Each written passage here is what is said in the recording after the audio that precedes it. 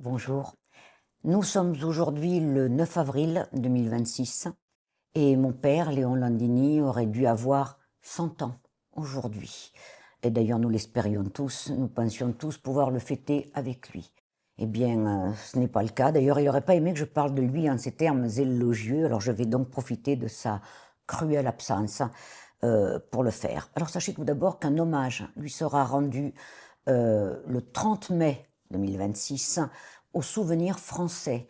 En effet, la dernière année de sa vie, mon père avait écrit une brochure rappelant les combats et les sacrifices consentis par tous ses jeunes camarades durant la Deuxième Guerre mondiale sur les francs-tireurs et partisans de la main-d'œuvre immigrée, les FTP-MOI.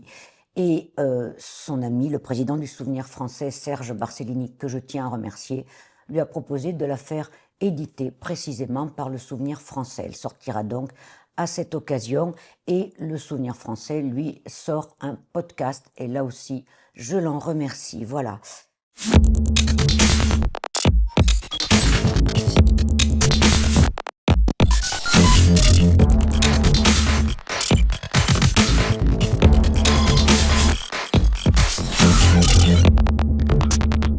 Alors, avant de parler de mon père, je voudrais quand même le resituer dans sa famille, dans ma famille, la famille Landini. Euh, c'est important parce que jusqu'à son dernier souffle, euh, mon père m'a parlé de ces soirées où tous attablaient, la famille, les amis, etc. Ils parlaient tous en même temps, ou presque, voilà. Et ils discutaient des événements politiques, des actions à mener, etc. Et puis peu à peu, au fil des années, la famille s'est rétrécie comme peau de chagrin. Ils ont tous disparu les uns après les autres. Mon grand-père Aristide, mon oncle Roger, ma grand-mère Violette, ma tante Lina, ma tante Mimi, ma maman Simone et finalement mon papa qui s'est éteint le 21 septembre 2025. 21 septembre, je vous rappelle que c'est la date de l'abolition de la royauté en France en 1792. Combattant, vous savez, il le fut jusque dans son coma. Je l'ai souvent dit et répété depuis. Il me serrait la main quand je lui faisais écouter La Jeune Garde, puis tentait d'ouvrir les yeux quand il entendait l'affiche rouge. Et jusqu'au bout, je pense qu'il a eu l'impression, probablement, que tous ses camarades, que toute sa famille, tous ses disparus, l'ont accompagné dans ces derniers instants. Alors, c'est non seulement aujourd'hui pour lui, mais aussi pour eux tous, que je voudrais vous raconter leur histoire. Bon, attendez, hein, je ne le fais pas du tout dans un esprit commémoratif, un petit discours, une belle gerbe, une larmichette, et hop, on s'en va. Non, je voudrais parler en leur nom à tous. Non pas pour que juste vous vous souveniez, mais pour que vous repreniez leur combat. À l'heure où notre pays est au bord du gouffre, où l'extrême droite, toute griffe dehors, est prête à prendre le pouvoir, si nous ne réagissons pas, ils auraient souffert et seraient morts pour rien. Si on pleure maintenant un fasciste mort, mais que va devenir l'histoire de ces résistants morts en les combattant? Alors, je ne veux pas juste vous raconter une histoire, je veux vous parler des idéaux qui les ont poussés à combattre.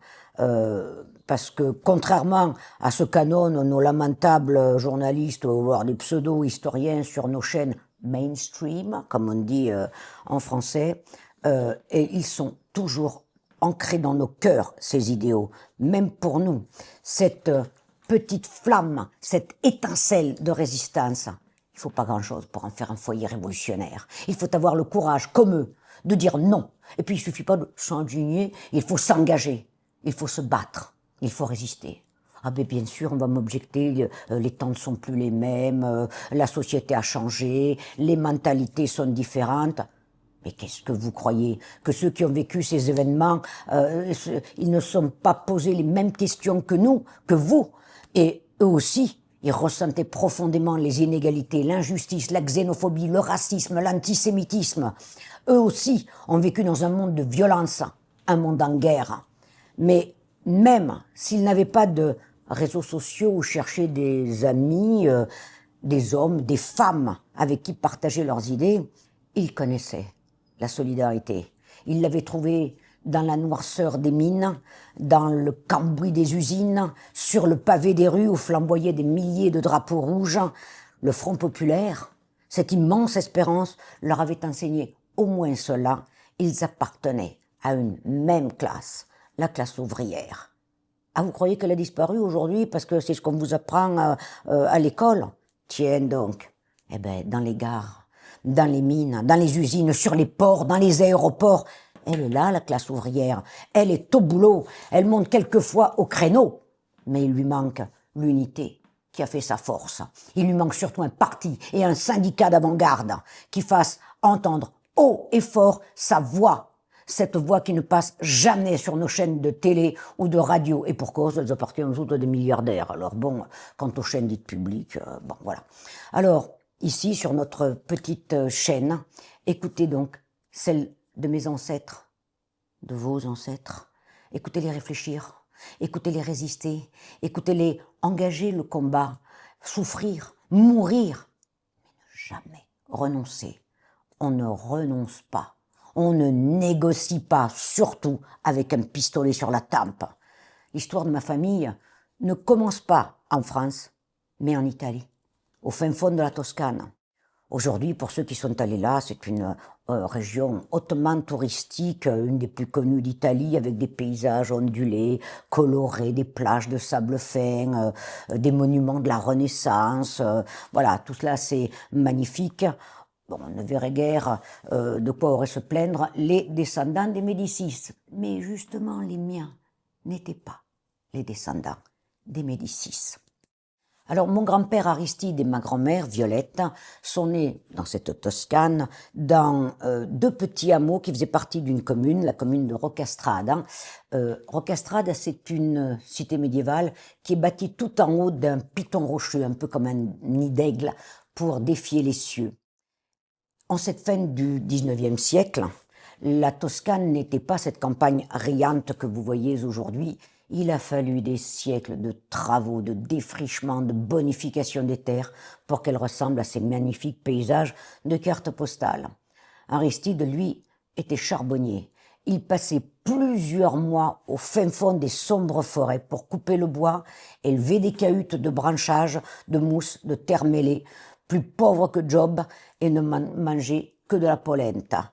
Il élevait des mottes de bois qui se consumaient lentement pour faire du charbon. Tout le monde ne savait pas lire, écrire ou compter à l'époque. Mais mon grand-père Aristide, oui, il avait passé son certificat d'études et puis alors du coup dans le village, il passait pour un savant. Alors pourquoi est-ce qu'il a été plus curieux que les autres? Pourquoi est-ce qu'il s'est fait prêter par des étudiants qui passaient par là des bouquins interdits comme le manifeste du Parti communiste, des choses comme ça? Bon, Dieu seul le sait, et encore, il ne doit même pas en être sûr, lui. Bon. Mon grand-père, en revanche, comme tous les hommes de son temps, était capable de réciter des pans entiers de la Divine Comédie de Dante. Mais lui, en plus, il était aussi capable d'expliquer ses ouvrages interdits, ce qui n'était pas donné évidemment à tous les pauvres airs qui s'éreintaient au fond des forêts. Mais tous ressentaient chaque jour dans leur corps meurtri une profonde conscience de classe. Les terres sur lesquelles ils travaillaient sans relâche, les forêts dans lesquelles ils s'éreintaient, ne leur appartenaient pas. Elles appartenaient à un comte. Lorsque la Première Guerre mondiale a éclaté en 1915, je vous rappelle juste que l'Italie n'est pas rentrée en guerre en 14, mais en 1915. Son petit frère, Bruno, a disparu dès les premiers jours du conflit. Son corps n'a d'ailleurs jamais été retrouvé. Aristide, lui, n'a été mobilisé qu'en 1917 parce qu'il était père, voilà, chef de famille. Il avait déjà donc un enfant, mon oncle Roger. Et lorsqu'il a été mobilisé, il a refusé de partir en disant, comprenons-nous bien, déserter, ce n'est pas un acte de lâcheté, c'est un acte politique. Cette guerre impérialiste, ce n'est pas la nôtre. C'est la guerre des marchands de canons qui poussent les prolétaires à s'entretuer les uns les autres pour décupler leurs profits. Celui qui a des terres à défendre, c'est le comte. Nous, on n'en a pas. Et il s'est réfugié au fin fond de la forêt. Mais un jour, il est allé voir un oncle, voilà, pour boire un verre avec lui dans le village voisin, et il a été dénoncé par un voisin patriote, qui lui n'était pas parti à la guerre. Et c'est alors que ce soir-là, il a vu débarquer 50 carabiniers pour l'arrêter. 50! Il n'y avait pas assez de soldats pour la guerre, mais il y avait 50 carabiniers pour l'arrêter. Lorsque son procès a eu lieu, en mai 1918, il a répondu au président du tribunal: c'est sans hésiter que j'ai refusé d'aller défendre les biens des exploiteurs du peuple. Si je dois donner ma vie, ce sera pour mon idéal de paix et de justice, et non pour une société d'inégalité et de misère. Sachez que je suis d'une trempe qui rompt, mais ne plie pas. Condamnez-moi, puisque c'est votre rôle dans ce tribunal qui est une parodie de justice. Car sachez que si demain, moi, j'étais membre d'un tribunal du peuple et que j'avais des gens de votre espèce à juger, je serais sans pitié. Le président du tribunal l'a pris au mot, il a été sans pitié. 20 ans de bagne. Alors pendant les 2 années suivantes, Aristide a fait le tour de toutes les prisons et bagnes d'Italie. Et puis au bout de 2 ans, comme les milliers d'autres déserteurs, il a été amnistié. Il est rentré dans sa commune de Rocastrade et pendant ces 2 années-là, on les a appelées il Bien Rosso, les 2 années rouges.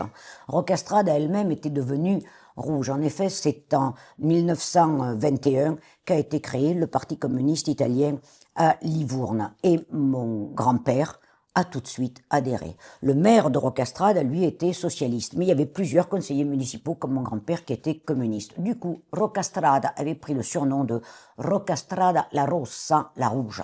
Bon, il n'y avait rien de particulier, les gens travaillaient, puis voilà. Et ben, ça a suffi pour qu'un triste matin de juillet 1921, alors que le village se réveillait à peine vers 5 heures du matin et que les gens se préparaient pour aller aux travaux des champs, les fascistes ont débarqué sur des camions et ils ont massacré 11 personnes et ils en ont blessé presque une centaine, juste parce que la commune était dite rouge. Ils ont même tiré sur mon grand-père, ce qui l'a obligé à fuir son pays au début de l'année 1922. À la fin de la guerre, quand il est retourné à Rocastrade et qu'il a fait visiter son village à ses enfants, il leur a montré le mur où il y avait encore les éclats de balles des squadristes, des chemises noires qui lui avaient tiré dessus. Alors, il a passé clandestinement la frontière. Clandestin, eh oui, un immigré, clandestin. Et il s'est réfugié en France, parce que pour lui, la France, c'était le pays de la Grande Révolution. Le seul pays au monde où ces 3 mots, liberté, égalité, fraternité, brillaient au fronton des monuments publics. Il a fait partie de tous ceux qu'on appelait alors i fuoriusciti, ces immigrés politiques qui espéraient ne rester là que peu de temps. Lorsqu'en 1922, mon père a dû s'enfuir de son pays, poursuivi à coups de fusil par les chemises noires de Mussolini, il dut à ce moment-là choisir un pays pour pouvoir s'y réfugier provisoirement, pensait-il. Il était convaincu que les Italiens ne pourraient pas supporter très longtemps les fascistes et le fascisme. Son choix fut vite fait, c'est la France qu'il a choisi.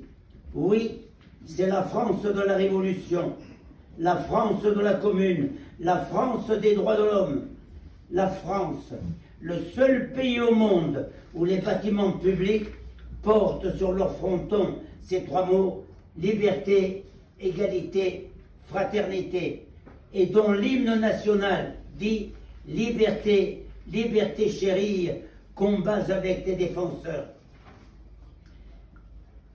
Et contre nous de la tyrannie, des mots qui ne manquent pas d'actualité au moment où Sarkozy strangule les libertés et la laïcité. Mais aujourd'hui, il est remplacé par Macron.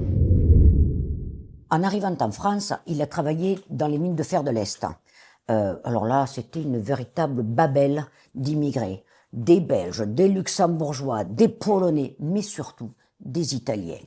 Et Aristide, toujours fidèle à lui-même, a immédiatement adhéré à la CGTU, parce qu'il avait compris que seule l'unité du prolétariat pouvait faire fléchir le patronat. Tout en menant leur lutte, les immigrés espéraient tous ne rester là que peu de temps. Mon grand-père se disait, mais enfin, les Italiens ne supporteront pas longtemps la violence de ces fascistes. Eh bien, justement, à l'été 1922, l'Italie est passée sous la poigne de fer de Mussolini et de ses chemises noires. Là, il a compris à son grand désespoir qu'il ne pourrait plus rentrer dans son pays natal, dans sa Toscane, et il a fait venir en France sa femme, Violette, et ses 2 premiers enfants, Roger et Lina, qui avaient, elle, à peine, qui étaient toutes petites. Voilà. Finalement, après les mines de l'Est, ils sont passés dans le Nord, etc. Et la famille a fini par s'installer définitivement dans un village provençal entre Fréjus et puis Saint-Tropez qui s'appelle Le Muy. Ils ont retrouvé là toute une autre série de fuoriusciti. Et c'est là que mon père est né le 9 avril 1926, juste derrière le monument aux morts. Et quand il était petit, il pensait qu'on avait érigé le monument pour sa naissance. Non, c'était le monument aux morts de la Première Guerre mondiale. Et 18 mois après, c'est sa petite sœur, Hermine, dite Mimi, qui est née. Ils ont grandi dans ce petit village provençal qui ressemblait à leur Toscane natale, et ils ont vécu la même vie difficile que tous les immigrés. Aristide a repris son travail de forestier. Il a fini par louer une petite épicerie dans le village dans laquelle Violette, donc sa femme, travaillait, et lui l'aidait à faire la comptabilité. Voilà. Mais c'est Arnolphe qui avait grandi entre-temps, donc leur fils, on l'appellera plus tard Roger, mais enfin c'est leur fils, donc qui très jeune, dès l'âge de 16 ans, a commencé à militer et s'est fait repérer par la police. C'était d'autant plus risqué que je vous rappelle qu'il était né en Italie et qu'il risquait l'expulsion. Et en tant que tel, donc ils ont vécu dans ce petit village, mais ils ont connu durant toutes ces années le racisme. D'ailleurs, il y avait des Provençaux qui les appelaient les babbi. En provençal, ça veut dire les crapauds. Mais là aussi, ils ont connu la solidarité, la fraternité. Pendant toutes les années 30, la petite maison familiale accueillait des étrangers de passage.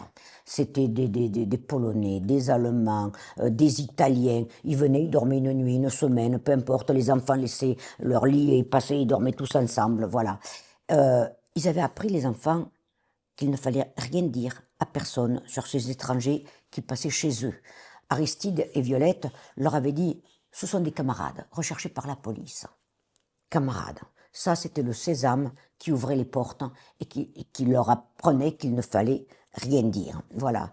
Vous savez qu'il m'arrive encore de recevoir des messages par courriel, de gens qui me disent que leur grand-oncle, leur grand-père est passé dans la famille Landini dans ces années 30 et qu'il a été reçu avec une grande fraternité et que ça leur a donné la force de combattre dans cet esprit fraternel, ça leur a réchauffé le cœur. Et inversement, je dirais que la famille, elle, avec tous ces hommes à l'acier trempé, ça les a enrichis, enfin ça a enrichi la famille de la force de leur idéal.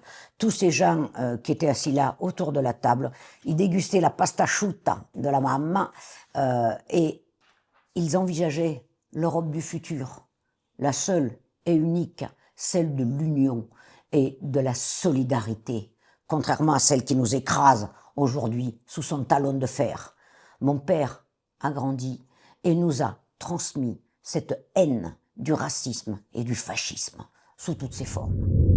Le racisme, sous quelque forme qu'il soit, il est à repousser et il est à combattre avec la dernière énergie. D'abord, il faut avoir une hargne comme la mienne. Parce que moi, si j'en voyais un qui soit un peu provocateur, j'irais me mettre, même à mon âge, j'irais me mettre devant. De ne pas les laisser faire. Qui viennent me dire du mal des Arabes devant moi, même à mon âge. Je me tourne, on revers dans la figure, je dis PAM et il se calmera tout de suite, par expérience. Non, mais si tu laisses passer quand on t'insulte ou quand on te traite avec mépris, si tu laisses passer, ils se croiront tout permis. Il faut qu'ils sachent qu'en France, il y a quand même une partie de la population qui n'accepte pas le racisme sous quelque forme qu'il soit. En France, les racistes, ils n'ont pas le droit d'y rester. On est un pays de la liberté et du respect de l'être humain. Alors qu'ils s'en aillent, si ça ne leur plaît pas. Mais, je te répète, si tu ne résistes pas à l'oppression, eh bien, elle se développera encore plus. J'espère, je le souhaite ardemment, que les Français seront sensibles et qu'ils ne laisseront pas faire des choses épouvantables. En 1936, lorsque le Front populaire est arrivé au pouvoir, la famille a vécu, comme tout le monde d'ailleurs, ces moments-là avec une immense ferveur et un très grand espoir. Le prolétariat a eu enfin l'impression, pratiquement, d'être libre. Mais la liberté, elle a été de courte durée. Le patronat a fourbi ses armes pour prendre sa revanche le plus vite possible et ça ne s'est pas fait attendre longtemps. Et pendant cet été 36, de l'autre côté des Pyrénées, la guerre d'Espagne a éclaté. Mon oncle, Arnolphe, qui avait été, alors c'est, voilà, rebaptisé Roger, je vous disais tout à l'heure qu'on l'appelait Roger parce qu'il avait rencontré une jolie fille qui est devenue sa femme, Gabrielle, et qui trouvait que Arnolphe, ça faisait trop italien, elle l'a baptisé Roger, et pour tout le monde, c'était donc Roger. Et ben Roger, à ce moment-là, a voulu s'engager dans les brigades internationales. Et donc, les camarades du Parti communiste lui ont dit, non, attends, toi t'es conducteur, tu conduis des cars, donc on a besoin de gens qui transbahutent là-bas les camarades qui vont aller se battre.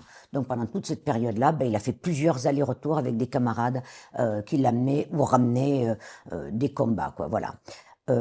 Juste un petit rappel historique quand même, parce que ces brigades internationales se sont engagées parce qu'il y avait la non-intervention décrétée par Blum en France. Or, je vous rappelle que pendant cette période-là, l'Allemagne et l'Italie abondaient l'Espagne franquiste en armement et que la République espagnole, elle, avait signé des accords avec la France en décembre 1935 pour la livraison d'armes. Et ça n'a jamais, évidemment, été respecté. De fait, mon oncle, voyant que l'Allemagne nazie et l'Italie fasciste apportaient une aide massive, préfigurant comme ça, effectivement, la terreur de masse qui allait s'abattre sur le reste de l'Europe, a voulu combattre le danger fasciste. Il avait bien compris, bien avant d'autres, que si on laisse les dictatures prendre leur essor, on périra un par un, au lieu d'être tous ensemble pour les combattre.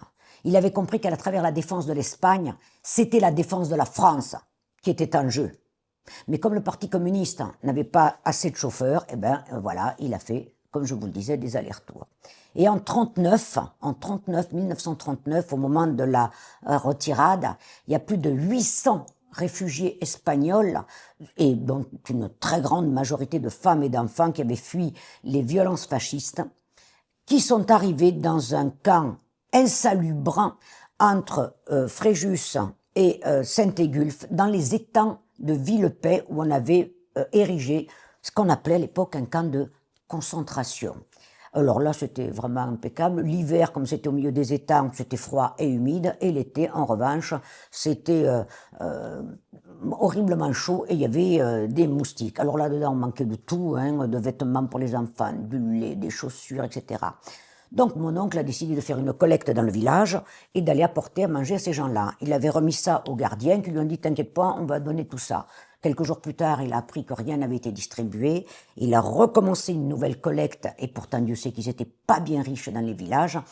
Il a de nouveau apporté à manger au camp et cette fois-ci, il a accéléré avec son camion, il a défoncé les fils de fer barbelés de l'entrée, il est rentré dedans, il a distribué tout cela à ces pauvres Espagnols enfermés là-dedans. Ça a fait ni une ni deux, les policiers l'ont arrêté, menotté comme un bandit de grand chemin quand il est sorti de là. Voilà. Il a été menacé d'expulsion, car je vous le rappelle, il était italien. Et il a fallu que les villages voisins fassent une pétition. Il y a eu 4500 signatures en 2-3 jours. Et effectivement, l'expulsion n'a pas été annulée. Elle a juste été repoussée. En attendant, il a fait 48 jours de prison.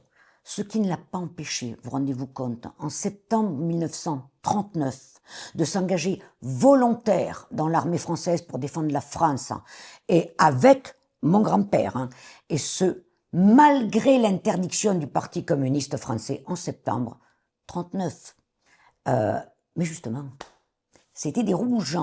On n'allait pas les incorporer dans les rangs de l'armée où ils auraient pu faire de la propagande, pensez donc.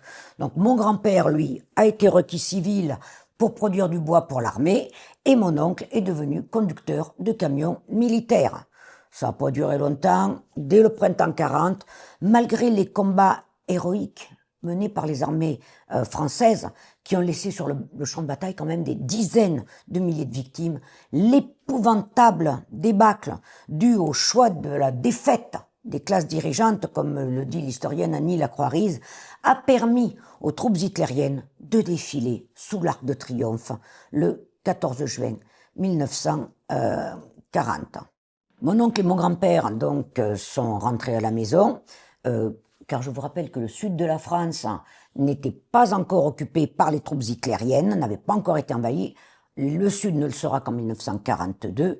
C'était encore appelé la zone libre. Elle était surtout libre de faire régner la répression d'extrême droite pétainiste. Bon. Et en effet, quand je parle de répression, c'était la répression. Avec l'interdiction du Parti communiste, ça s'est abattu absolument partout en France. Les municipalités ont été dissoutes, les militants ont été arrêtés un peu partout, et les députés communistes ont été écroués à la santé avant d'être déportés en Algérie, etc. Alors évidemment, pas facile dans ces conditions d'organiser la résistance. Et puis pas facile de demander aux copains est-ce que tu veux prendre les armes contre les troupes d'occupation. De toute façon, dans le sud, il n'y en avait pas.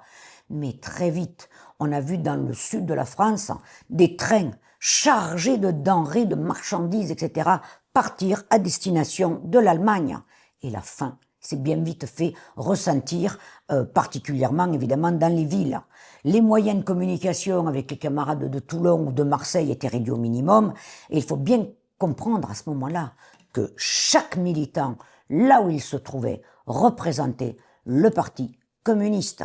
Et il y a eu des milliers de camarades un peu partout en France qui ont refusé cette humiliante défaite, ce pleutre armistice. Ils n'ont pas été que 2 ou 3, hein. Ça a été un peu partout qu'il y a eu des actions. Et mon oncle et son copain Nicolas Cominotto sont donc allés un matin de décembre 1940, armés de baramines, dans la gare de triage de Fréjus-Plage, où il y avait un train chargé de marchandises, de denrées en particulier, destinées à l'Allemagne. Et avec son copain, au petit matin, il faisait encore nuit, ils ont fait déboulonner, enfin ils ont fait sortir des rails 8 wagons de marchandises. Pour remettre les wagons de marchandises dessus, il fallait une énorme grue. Celle-ci se trouvait à Carnoules. Les cheminots de Carnoules, c'était une municipalité qui avait été communiste. Ils étaient ancrés très à gauche, c'est le moins qu'on puisse dire. Et ils ont fait traîner comme ça plusieurs jours avant de faire venir la grue pour remettre les wagons sur les rails. Du coup, imaginez que les denrées, quand elles sont parties pour l'Allemagne, elles étaient largement périmées. Je raconte ça parce qu'il y a une pierre de mémoire qui a été érigée à Saint-Raphaël il y a quelques années, déboulonnée là depuis l'été dernier et remise en place cette semaine. Et malgré, enfin non pas cette semaine, mais il y a 15 jours on va dire, et malgré toutes mes requêtes, toutes mes demandes à la mairie, il y a toujours écrit dessus que les sabotages ont commencé en 41. Ça, c'est pour faire croire que jusqu'en 41, le Parti communiste n'a pas bougé. Il n'a bougé qu'après l'attaque de l'Union soviétique. Ce qui est absolument faux. Je le dis et je le répète. La pierre de mémoire comporte non pas une erreur, mais un mensonge. Alors à l'époque, mon père n'avait que 14 ans. Il avait un copain, Jean Carrara, qui en avait 15 ans, et qui sera massacré par les Allemands en 1944. Et alors, tout ce qu'ils trouvaient à faire de mieux, eux, c'était d'aller acheter des petites étiquettes autocollantes dans Saint-Raphaël, et dessus, ils écrivaient « Moins de discours, plus de paix, Pétain, tu as trahi la France, vive l'Union soviétique !» Pour pas qu'on imagine que c'était les communistes, ils rajoutaient en dessous « Vive l'Angleterre !» Voilà. Évidemment, ce qu'ils ne savaient pas, c'est que le magasin où ils allaient acheter ça, le mari de la propriétaire du magasin était un milicien. Donc, le plus rigolo de ce qu'ils avaient trouvé, c'était d'aller coller ces étiquettes sur la porte, voilà, du commissariat. Alors ça les avait fait rire comme des bossus. Mais pas du tout mon oncle, qui avait 12 ans de plus que mon père.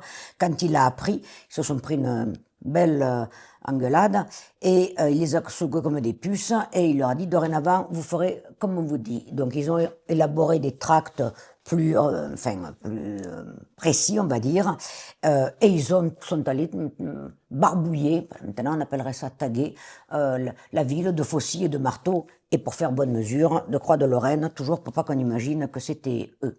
En octobre 42, donc avec des gens plus âgés qu'eux, ils sont allés faire dérailler un train du côté d'Aguet, donc, et la voie a du coup été bloquée pendant plusieurs jours. Je vous rappelle que ceci, c'était en octobre 42, c'est-à-dire avant l'arrivée des troupes mussoliniennes en France. Voilà. Celles-ci sont arrivées le 12 novembre 1942. La veille, c'était le 11 novembre 1942. Et les communistes de Saint-Raphaël avaient organisé une grande manifestation autour du monument aux morts de Saint-Raphaël pour rappeler les combats de la Première Guerre mondiale et la victoire de la Première Guerre mondiale contre les Allemands. Il faut bien se rendre compte que c'est un acte énorme de résistance. Il n'y a pas eu qu'à Saint-Raphaël, mais là, c'était d'autant plus dangereux qu'à Fréjus-Plage, il y avait quand même si les troupes mussoliniennes n'étaient pas arrivées, il y avait quand même un petit corps organisé, en tout cas de soldats italiens, de la convention d'armistice. Et bien malgré cela, ce jour-là, plus de 500 personnes sont venues manifester devant le monument aux morts. Alors comme on se disait que peut-être les troupes italiennes allaient venir pour faire disperser la foule, mon père, avec ses copains, il avait été muni pour la première fois de sa vie, il venait juste d'avoir 16 ans, d'un revolver, voilà. Les Italiens, pas fous, ils sont restés dans leur caserne, il y avait quand même 500 personnes à cet endroit-là, voilà. Et c'est le lendemain, le 12 novembre, que l'armée du Duce est arrivée à Saint-Raphaël. Alors là, ce jour-là, il y a eu une grande discussion à la maison, toute la famille, les amis, etc. Et c'est là qu'il a été décidé, en tout cas pour ma famille, de faire le choix ô combien risqué de la résistance armée. Alors évidemment, pas facile de convaincre les copains, il y a celui qui vient de se marier, l'autre qui a des enfants, le troisième, lui, il a la trouille, ça, on peut le comprendre, voilà. Mais chez ces immigrés qui avaient vu les ravages des violences fascistes dans leur pays natal, la question se posait en termes beaucoup plus clairs. Un certain nombre d'entre eux, de surcroît, ne l'oubliez pas, s'étaient battus dans les brigades internationales en 1936. Et ils ont fait vraiment de leur mieux pour convaincre les camarades. Mon père, lui, qui était, je répète, encore tout jeune, se promenait en vélo dans les environs, et quand il voyait des câbles téléphoniques italiens, hop, il coupait les câbles téléphoniques pour empêcher la communication des Italiens. Ça peut paraître ballot, mais c'était puni de mort.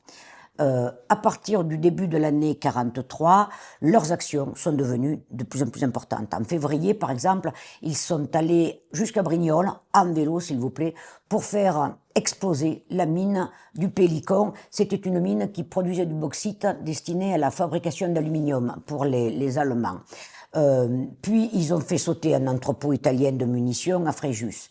Voilà, ouais. Tout se passait pas comme sur des roulettes. Ils n'avaient pas des explosifs cachés dans les poches. Hein. Pour faire sauter la fameuse mine du Pélicon, justement, ils étaient d'abord allés dans les carrières du Dramont, à Saint-Raphaël, où il y avait tout un tas de matériel, évidemment, nécessaire pour les explosifs, pour la carrière. Mais quand ils n'avaient pas d'explosifs sous la main, eh ben, ils faisaient du matériel de fortune. Alors, une espèce de bonbonne de gaz dans lesquelles ils avaient mis des trucs de chédite, je sais pas quoi, ils avaient bourré ça intelligemment avec des enveloppes il y avait leur nom, enfin bon bref, et ils avaient décidé un beau jour, parce qu'ils avaient appris qu'il y avait un pantagruélique buffet qui était prévu pour 195 chemises noires dans un hôtel de Saint-Raphaël, et j'avais dit, tu vas voir, on va bien les faire exploser. Eh bien, pas de chance, cette fois-là, la bombe, elle n'a pas explosé. Et le matin, quand les Italiens sont sortis et qu'ils ont vu cette valise voilà, qui faisait tic-tac devant la porte, ils ont compris que c'était une bombe, et avec la trouille au ventre, ils sont allés la jeter tout de suite dans la Méditerranée. Faites attention, elle doit y être encore au fond de l'eau. Voilà. Mais pour les carabiniers qui étaient là et qui travaillaient main dans la main avec la police française, ne l'oublions pas non plus, ce type d'action ne pouvait être que le fait des communistes. Et du coup, l'étau a commencé à se resserrer sur la famille Landini. Une après-midi, c'était fin mars 43, les carabiniers ont arrêté plusieurs camarades et mon père, Léon, et son copain Jean, qui était absent, ont immédiatement été envoyés ailleurs. Alors Jeannot, qui était plus grand, a été envoyé dans les FTP MOI de Nice, où c'est là qu'il trouvera la mort en 44. Et mon père, qui était plus jeune quand même, lui, il a dû partir bien contre son gré, croyez-le bien, dans la famille de sa belle-sœur, en Creuse.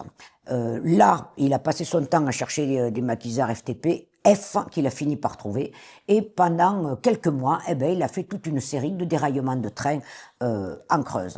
Seul était resté à Saint-Raphaël mon grand-père Aristide et mon oncle Roger. Alors d'une part, il fallait continuer à travailler pour nourrir la famille, et d'autre part, ils avaient des actions en cours.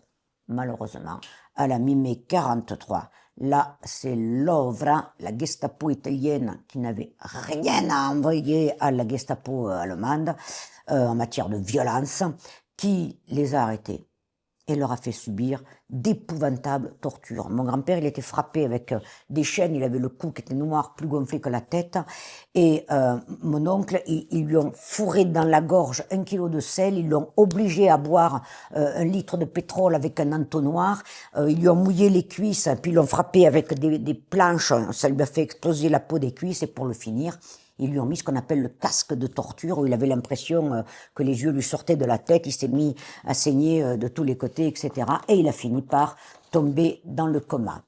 Quand il s'est réveillé, pour ne pas que les tortures recommencent, quand il est sorti de son coma, il a fait semblant d'avoir perdu la raison. Et il est resté pendant des heures par terre à baver et à faire ses besoins sur lui. Je dis des heures, en fait, c'est des jours. Puis des semaines où il a fait ça, avec les yeux fixes. Et les carabiniers, voyant qu'il n'y avait plus rien à sortir de ce pauvre gars qui avait l'air d'être parti, complètement, voilà. Et puis son père qui pleurait, qui semblait pleurer sur son fils, les ont d'abord transférés à Menton, puis dans les prisons de Nice, où ils sont restés jusqu'en septembre 43. Alors durant tous ces mois, mon oncle n'a pas bougé de cette position apathique. Il a continué à baver, à se faire sur lui. Quand les gardiens devaient le changer, je vous dis pas, ils étaient dégoûtés.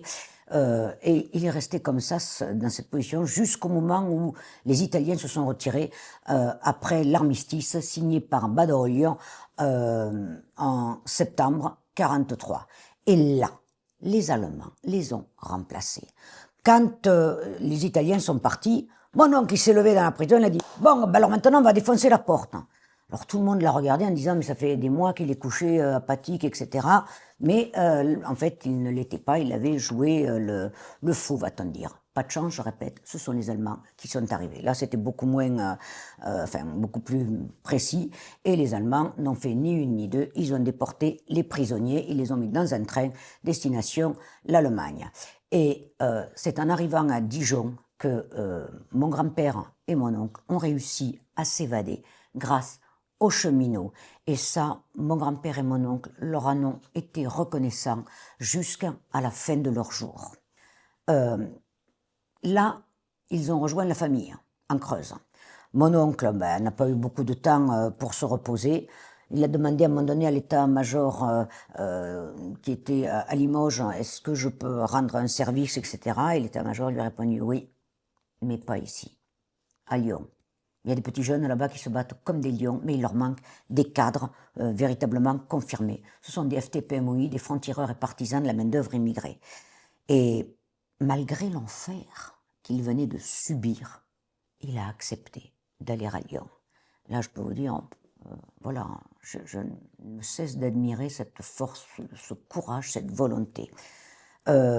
En janvier 44, il a rejoint ses combattants. Alors là, c'était ni armes, ni costumes, ni souliers, ni argent, ni nourriture. L'armée la moins chère du monde. Ils avaient qu'à se débrouiller tout seuls pour trouver tout ce dont ils avaient besoin. Alors, il faut savoir que ceux qui n'allaient pas se battre à la MOI, la main-d'œuvre immigrée, donnaient tous les mois un peu d'argent, justement, pour que nourrir tous ces jeunes soldats sans le sou, quoi, voilà. Les armes, ils devaient se débrouiller. Ils devaient se débrouiller pour les récupérer sur des soldats allemands ou des policiers français qu'ils réussissaient à attaquer dans des conditions extrêmement dangereuses. Alors, pas de parachutage hein, pour eux, il faut être clair. Hein. Ça, c'était, comme ils disaient, c'était comme le bon Dieu. Ils en avaient entendu parler, mais eux, il n'y en avait jamais eu pour eux. Eh oui, forcément, ils étaient communistes. Hein. Voilà, vous vous rendez compte, même dans des temps comme ça, l'anticommunisme, toujours. Et pourtant, ils étaient viscéralement attachés à la France. Non, pas la France de Pétain, Laval, Pucheux, Robatet, Brasillac, Céline, Béraud, etc., mais celle des Lumières. Celle des droits de l'homme, celle de Robespierre, celle de Marat, celle de la Commune, celle de Dombrowski, celle de Dmitriev, celle de Frankel et celle de Garibaldi. Leur bataillon portait fièrement les noms de la grande révolution française. Carmagnole, à Lyon, Liberté, à Grenoble, le champ du départ dans la Drôme, Marat à Marseille, Saint-Just à Monaco et à Toulouse, la 35e brigade de Marcel Langer devenue à la Libération le bataillon Valmy. Pour eux, le titre de citoyen allait de pair avec l'engagement patriotique. Et par leur combat, tous ces jeunes hommes, toutes ces jeunes femmes sont devenus français, non par le sang reçu, mais par le sang versé. À Lyon, mon oncle, qui avait pourtant fait ses preuves déjà à Saint-Raphaël, a été accueilli bien sûr avec respect. On connaissait ses antécédents, mais on lui a dit que dans l'IFTP Mouilly, c'était comme sur un bateau. Avant d'être capitaine, il fallait être matelot. Il a donc participé avec tous ses camarades à des sabotages d'usines, à des déraillements des usines qui travaillaient évidemment pour l'armée allemande, hein, des déraillements de trains, etc. Et il est devenu commissaire aux effectifs, c'est-à-dire responsable des camarades qui devaient être engagés dans telle ou telle attaque. Mais comme la répression était féroce et que des jeunes camarades âgés d'à peine 18 ans, voire moins, tombaient bien souvent et que les volontaires, évidemment, ne se bousculaient pas au portillon pour entrer dans leur rang, il a fini par faire appel à son petit frère, Léon, qui venait tout juste de fêter ses 18 ans en Creuse le 9 avril 1944. Et Léon est donc parti à la gare de Lyon-Perrache au début du mois de mai 1944. Son frère l'attendait avec un camarade, Pierre. C'était un Italien, de son vrai nom, il s'appelait Giovanni Brencic, et il a disparu fin 1944. On a fini par retrouver son corps et on a pu l'identifier après la libération dans un charnier de Bron, non loin de Lyon. Voilà. Et c'est ce Pierre qui lui dit « Écoute Léon, ici, c'est pas le maquis. L'espérance de vie, c'est 3 mois. Si tu veux rentrer en Creuse, on comprendra. Ne t'inquiète pas, on te paiera même le billet de retour. » Oh, dis donc, pour mon père, là, ça a sonné comme une insulte. Non, mais dis donc, je suis pas venu ici pour faire demi-tour, hein. Je vais me battre, je vais faire honneur à mon frère. Et en effet, il a fait honneur. Il a participé, comme son frère, à toute une série d'opérations. Attention, j'ai bien dit d'opérations et pas d'attentats. Il faut faire attention aux mots qu'on emploie. Hein. Quand je vois des historiens qui emploient ça, je me dis, tu ne connais pas grand-chose. Le mot attentat, c'était le mot employé par la police vichiste et les nazis. Eux parlaient d'opérations militaires. Et ils s'appelaient des résistants et pas des terroristes. Voilà. D'ailleurs, rappelez-vous la dernière lettre de Manouchian, pour ceux qui ont pu la lire lorsqu'il a été panthéonisé, on en a suffisamment parlé. Avant d'être fusillé, il a écrit à son épouse en disant « Je meurs en soldat régulier de l'armée française de libération ». Et il a signé Michel et pas Missac. Et son camarade espagnol Celestine Alfonso, lui aussi dans sa dernière lettre, a écrit « Je ne suis qu'un soldat qui meurt pour la France ». Oui, donc je disais qu'il a participé, mon père, à tout un tas de déraillements, de sabotage d'usines, de garages où étaient parqués et réparés des camions allemands. Son pire souvenir, tout le restant de sa vie, ça a été ce qu'on appelait les patrouilles en ville. Je vous disais tout à l'heure que la récupération d'armes, c'était une opération extrêmement périlleuse et pour cause. Fallait aller dans les rues, à visage découvert, dans un quartier déterminé, et tourner, virer jusqu'à ce qu'on trouve un soldat allemand ou un policier, mais en général un soldat allemand, armé. Et il fallait le tuer à bout portant avec une autre arme qu'on avait récupérée dans des conditions tout aussi dangereuses. et récupérer son arme. Mon père en a été traumatisé, comme ses camarades que j'avais eu l'occasion d'interroger jusqu'à la fin de ses jours. Hein. Tuer un homme à bout portant, ça a été pour eux un traumatisme. Quand je lis des commentaires là actuellement sur le Figaro en parlant des Arabes et en disant « Oh, moi je ferais bien une séance de flashball là-dessus, je me suis entraîné », ça me terrifie. Ce n'était pas l'idéal des jeunes communistes. Ils n'avaient pas été élevés pour tuer. Leur sens du monde, c'était la fraternité. Et quand il fallait aller tuer un Allemand à bout portant, c'était un stress terrible qui les prenait. Et attention, fallait pas juste récupérer l'arme, fallait récupérer le chargeur. Parce qu'une arme sans chargeur, elle est bonne à rien. Donc, pour récupérer le chargeur, ben, y en a qui se sont fait tuer. C'est un jeune camarade de papa, il avait à peine 18 ans, lui il s'appelait Jacques Kipman, dit Bruno.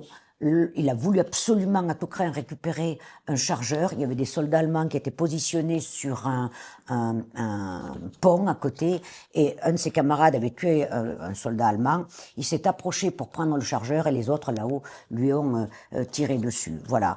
Donc c'était quelque chose d'absolument épouvantable et ça les a traumatisés pour le restant de leur vie.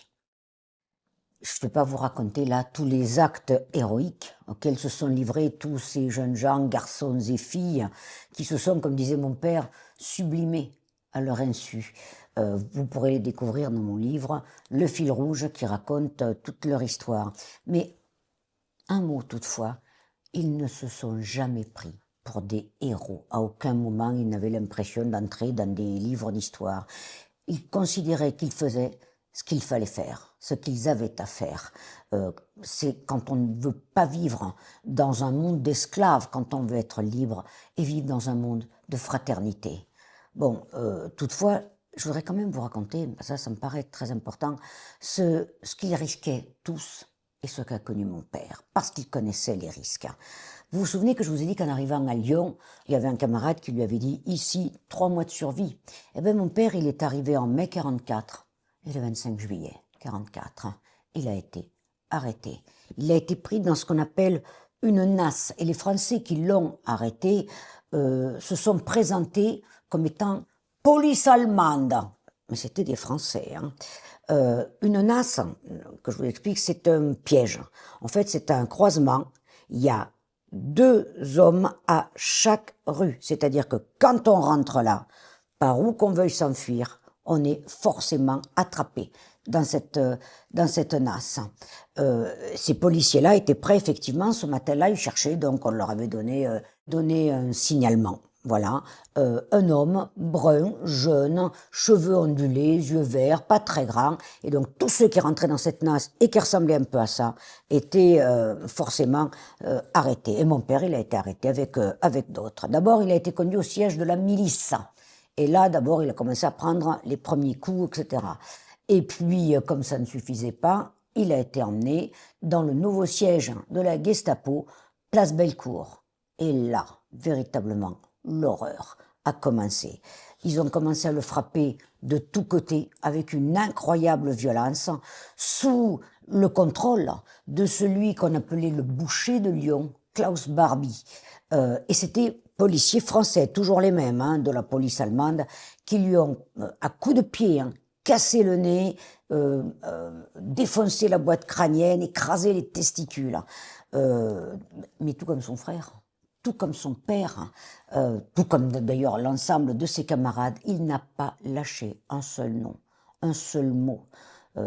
N'empêche, il a été tellement esquinté qu'après la fin de la guerre, jusqu'en février 46, il est obligé de faire des allers-retours à l'hôpital parce qu'il avait des morceaux de cartilage qui pendaient du nez, il avait la boîte crânienne enfoncée, il s'évanouissait très fréquemment. D'ailleurs, toute sa vie, il a eu des malaises. Voilà. Voyant qu'il ne parlait pas, il a été transféré à la prison du Fort Montluc, où là étaient entassées 950 personnes dans des cellules microscopiques, dans des conditions absolument épouvantables. Et il y est resté un long mois. Ses camarades, d'ailleurs, l'ont cru mort, puisqu'on n'en avait plus aucune nouvelle et qu'on voyait qu'il n'y avait pas eu de descente de police, c'est qu'il n'avait pas parlé, qu'il était mort sous la torture. Et ils avaient carrément fait une oraison funèbre au maquis. Son frère était désespéré, hein, voilà. Et papa, toute sa vie, a gardé ces images horrible du fort Montluc. Et quand il est retourné le voir, il en a été voilà, extrêmement bouleversé. Elle devait être par ici, je ne sais plus laquelle est-ce. Hein. Et vous voyez, il y avait un petit trou dans la porte, et il y a un renfoncement là-dedans. Il y avait un renfoncement où on mettait le pot de chambre dessous dans le renfoncement. Et la nuit, comme on était 9, on dormait tête à pied, il n'y avait pas de place. Il y en avait un qui se mettait dans le renfoncement comme ça. Quand il n'en pouvait plus, il demandait à un camarade de l'enlever et il se recouchait à sa place.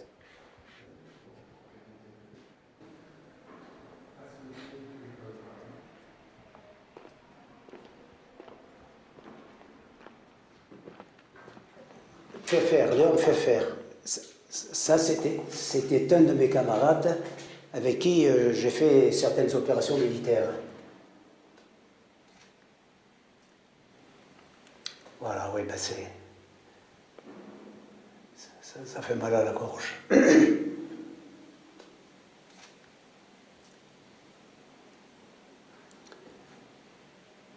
Cette photo, je l'ai à la maison, bien plus grand que ça et bien plus jolie que celle-là.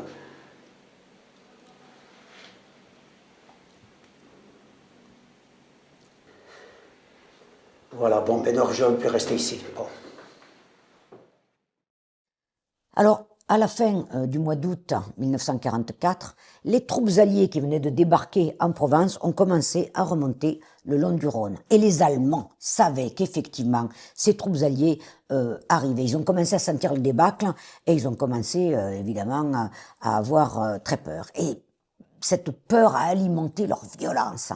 Dans les derniers jours d'août, ils ont massacré 109 personnes à Bron et 120 personnes à Saint-Genis-Laval. Vous vous rendez compte, ils sont venus le matin du 20 août dans les cellules du Fort Montluc, ils ont fait sortir les gens et les ont amenés, ou ils les ont massacrés, ils ont couvert les corps d'essence pour qu'on ne voit pas leur massacre, etc. Enfin, ça a été une épouvante et une horreur. Mon père, qui était dans la prison, aurait pu faire partie de ces gens. Bon, je ne serais pas là pour vous le raconter si ça avait été le cas. Hein. Et en revanche, lui, le 24 août au matin, ce sont ses camarades FTP-MOI qui ont organisé une insurrection à Villeurbanne. Les Allemands dans la prison, quand ils ont entendu canarder dans la banlieue, ils ont cru que c'était les troupes alliées qui arrivaient et ils ont commencé à avoir très peur. Et là, par contre, ils ont plié bagage, alors qu'en réalité, c'était l'insurrection de Villeurbanne qui commençait, qui a duré plusieurs jours. Ils ont plié bagage et ils sont partis sur leur camion. Et la prison s'est vidée. À ce moment-là, tous ceux qui étaient dans leurs cellules ont commencé à casser leurs portes, à sortir et à descendre dans la cour. En bas dans la cour, il y avait une grande baraque, on appelait ça le baraquement des Juifs. Il y avait, je sais pas combien, une centaine de Juifs, 200, je sais pas, qui étaient enfermés là-dedans, entassés là-dedans, et qui ont été parmi les premiers à sortir. Et en sortant, ces hommes qu'on considérait pendant la guerre, voilà, par les nazis, par les policiers français comme des sous-hommes, ont chanté le chant du départ. La République nous appelle, sachons vaincre ou sachons mourir, un Français doit vivre pour elle, un Français doit mourir. Ce que je trouve absolument être très émouvant. Mon père, lui, qui avait entendu dire que la prison avait été minée, il n'est pas resté à discuter, il a mis les bouts, il est parti en 4e vitesse, il est sorti pour retrouver ses camarades. Mais alors, une chose est sûre, c'est vrai que la prison avait été minée. C'est après la fin de la guerre qu'on est descendu dans les sous-sols et qu'on a vu qu'effectivement la prison était minée. Mais dans leur précipitation, fort heureusement, les Allemands n'avaient pas eu le temps de la faire sauter.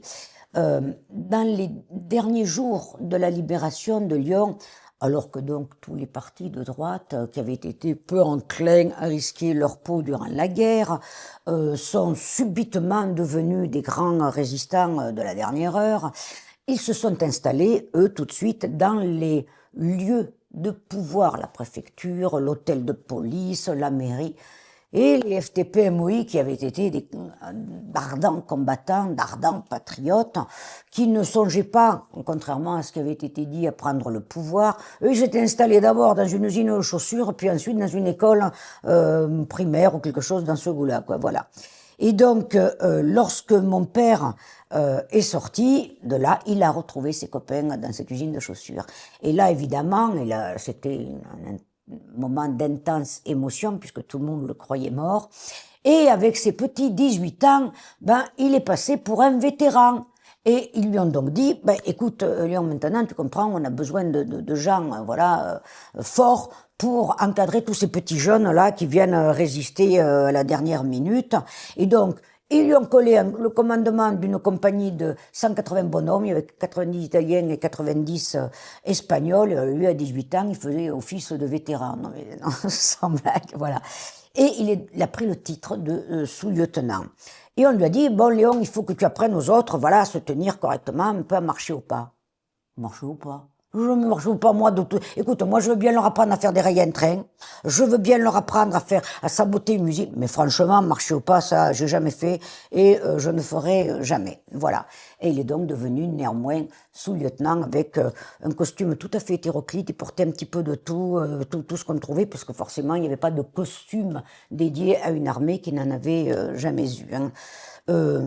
C'est alors là, je voudrais vous raconter une histoire, qu'un ordre est arrivé qui demandait de préparer ces jeunes gens à sauter en parachutant derrière les lignes ennemies pendant la nuit pour leur couper la retraite. Heureusement que c'est le chef des FTP de toute la zone sud qui est arrivé, un Allemand, un ancien des brigades internationales, Norbert Kugler, qui a dit... Comment ça va faire sauter les jeunes? Mais ils sont jamais montés en avion, et encore moins en parachute. Et en pleine nuit. Non mais attendez, on veut les assassiner. En réalité, on veut les assassiner. Vous savez, il a fallu beaucoup de temps à mon père pour comprendre que oui, effectivement, on avait voulu assassiner tous ces jeunes immigrés communistes, parce qu'ils étaient communistes, alors qu'ils avaient consenti des sacrifices absolument incroyables.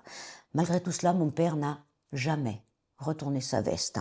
Il avait, disait-il, depuis son enfance, tété du lait rouge, un peu comme moi en quelque sorte, et il a continué jusqu'au bout de sa vie à se battre pour une France libre, indépendante et souveraine, ce qu'elle n'est plus dans cette Union européenne de malheur. Au nom de l'idéal qui les a fait combattre et qui nous pousse encore à nous battre aujourd'hui, eh bien reprenons à bout de bras les deux drapeaux révolutionnaires, le drapeau tricolore et le drapeau rouge qu'ils nous ont légués. Le drapeau des FTP-MOI est bleu-blanc-rouge. Voilà. Ne les laissons pas aux mains d'une droite revancharde ou d'une gauche boboisante. Oui, emparons-nous de leur idéal pour lequel ils ont fait sans hésiter le sacrifice de leur jeune vie. Soyons dignes d'eux. Ils rêvaient de jours heureux dans une France juste, qui ne distingue ni n'exclut, mais qui accueille et qui protège, c'était leur idéal. Alors à l'heure où les fascistes redressent leur tête hideuse, au moment où on nous demande d'accepter de perdre nos enfants, de souffrir économiquement et socialement, comme si ce n'était déjà pas le cas pour des pans entiers de notre population, pour donner la priorité à l'armement, pour devenir un véritable paratonnerre, au lieu de parapluie nucléaire, eh bien, il faut, comme eux, faire tout ce qui est en notre pouvoir aujourd'hui pour que notre France reste un pays pacifique. Oui, oui, oui, soyons dignes d'eux et reprenons avec force la lutte contre le fascisme, le racisme, la xénophobie, contre l'impérialisme et l'exploitation de l'homme par l'homme. Nos idéaux, nous, ce sont des idéaux de paix et de justice. Et en marchant dans les pas de ces héros, en suivant leur fil rouge et tricolore, défendons nos idéaux envers et contre tout. Battons-nous pour un monde meilleur, où il fera enfin bon vivre, où le mot guerre sera banni pour toujours, où, en un mot, eh bien, soyons franchement des femmes et des hommes dignes de ce nom.